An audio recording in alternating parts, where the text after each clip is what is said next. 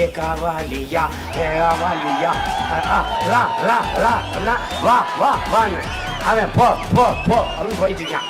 அவர்களுக்கு கொள்கை என்பது கொள்கை, கை கொள்ளுகிற அளவு கொள்கை. இப்ப ராஜீவ்காந்தி சாலை, கருணாநிதி சாலை, நான் வந்தேன்னா அது ராஜராஜ சோழன் பெருவிதி.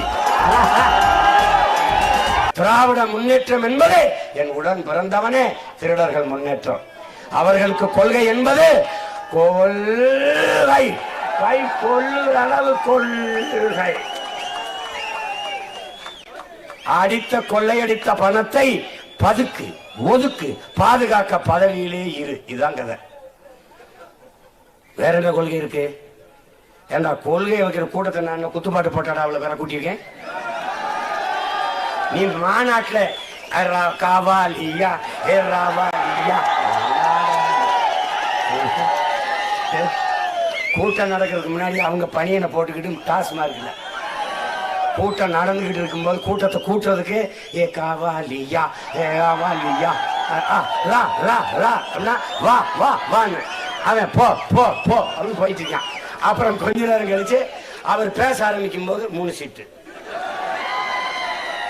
கதை, மது மாது சூது, இது 3ஐயும் ஒழிக்கிறோம்னு தான் இவங்க வந்தாங்க.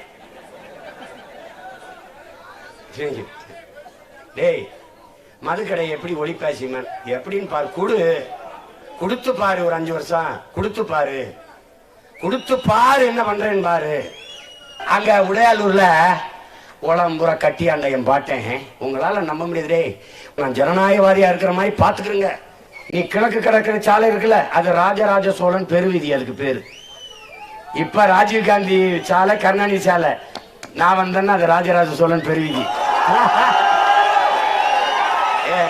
ராஜா ராஜா ஒவ்வொரு வினைக்கும் எதிர்வினை இருக்கு ராஜா.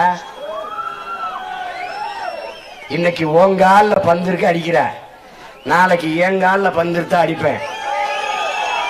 நீ ஓடி ஓடி அடிச்சு கிட்ட போய் கோல் போடுவ, நான் இங்கிருந்து அடிச்சு ஸ்ட்ரைட்டா அனுப்பேன் கோல்.